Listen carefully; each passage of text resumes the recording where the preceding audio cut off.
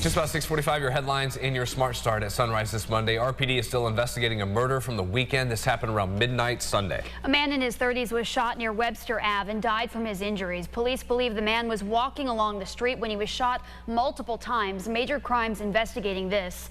The motive is still unknown.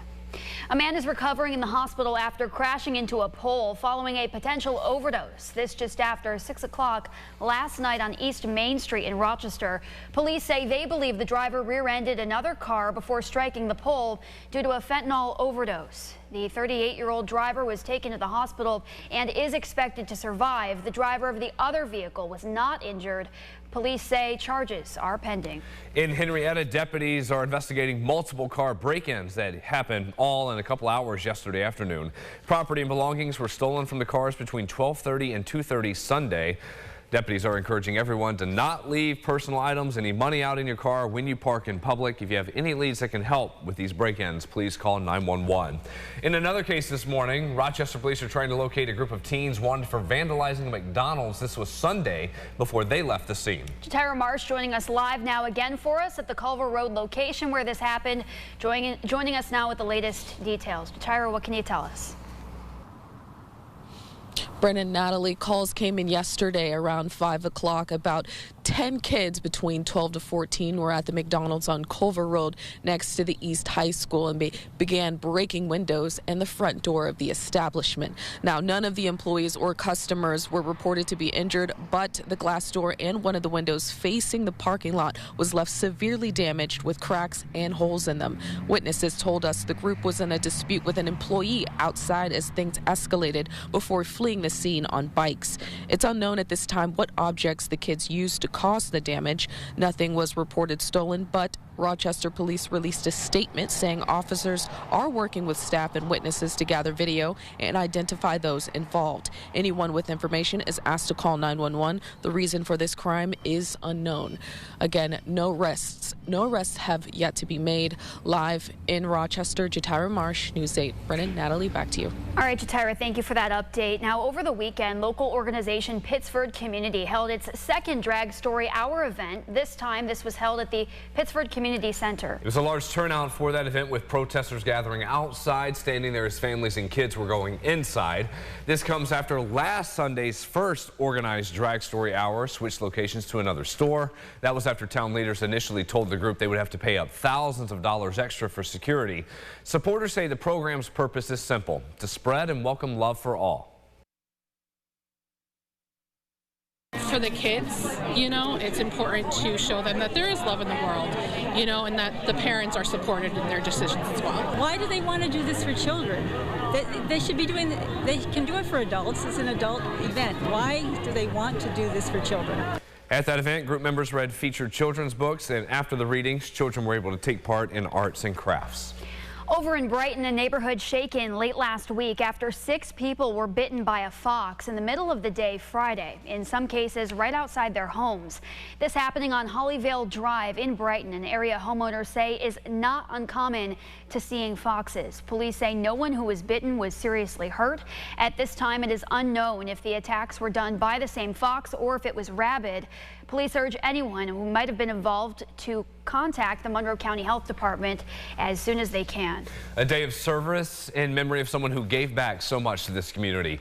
FoodLink did this, bringing the community together for a day of service in memory of former employee Edgar Santa Cruz, who was killed in a hit and run in December in the Park Ave area. Volunteers from organizations all around the city of Rochester shared a meal together before starting various projects like planting a new flower garden. FoodLink staff say the best way to honor Santa Cruz is to give back, as he did all throughout his life. Edgar was authentic, he was real, he was out there working every day to serve people, and I'll tell you what the most important part is: he was really good at his job. Yes. He connected with people, the most vulnerable people in our community, in deep, meaningful ways. Group members say this day of service will become an annual event that will keep up the impact Santa Cruz left on our community. Adding a bit of a twist to your typical home health services, that's the goal of a new local initiative. It's called the Diverse Care Project. The group behind this is HCR Home Care, a for-profit home health care agency.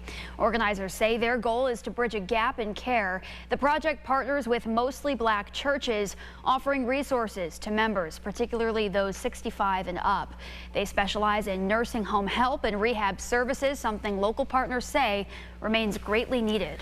It is time for spring cleaning in the home and the medicine cabinet. Irondequoit police among those partnering up with different groups hosting a semi-annual drug take-back day. It gives the community a chance to bring in their expired and unfinished meds so that is properly disposed of. First responders were also there offering information about any current medications you may have, even offering Narcan. Experts say it can be hard to know where to safely dispose of old medications, and that's why they are here to help.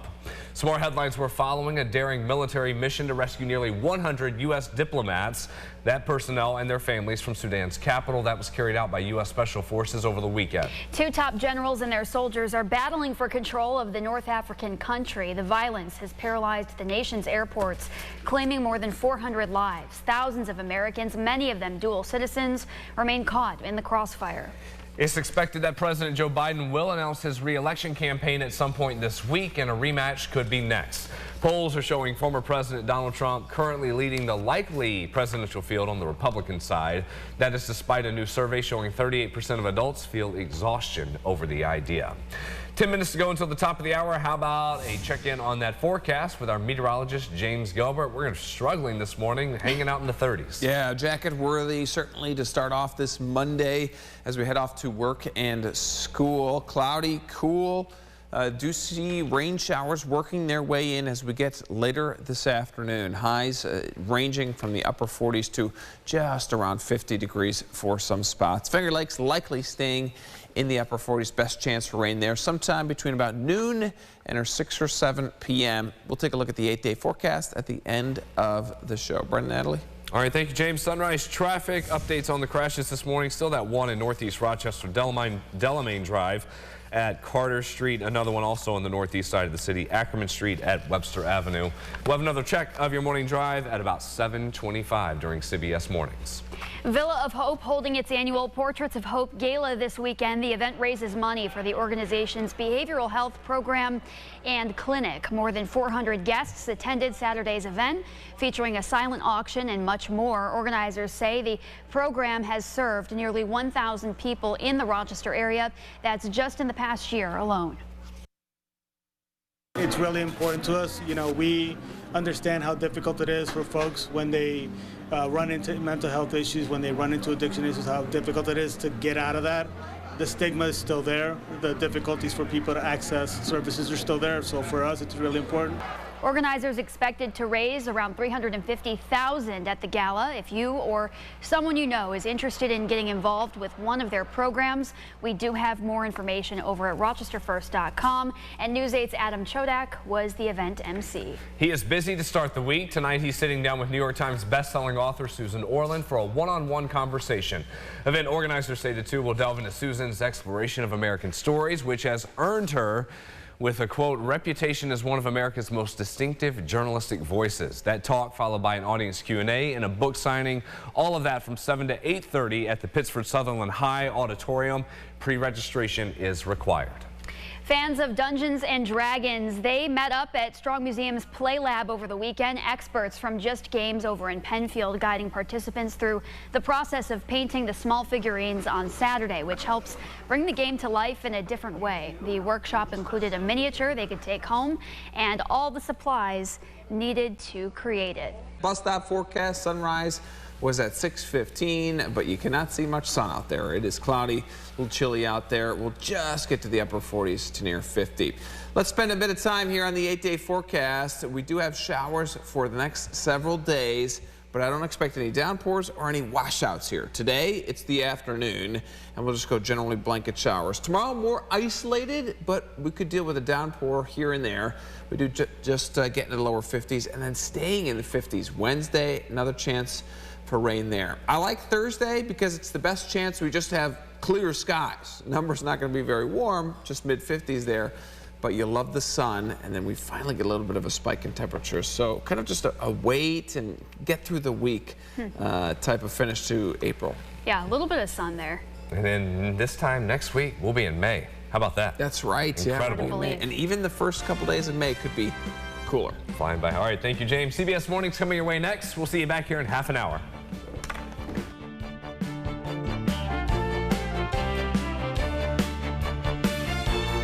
Follow News 8 wherever you are on RochesterFirst.com, Facebook, Twitter, and on our app for news and weather.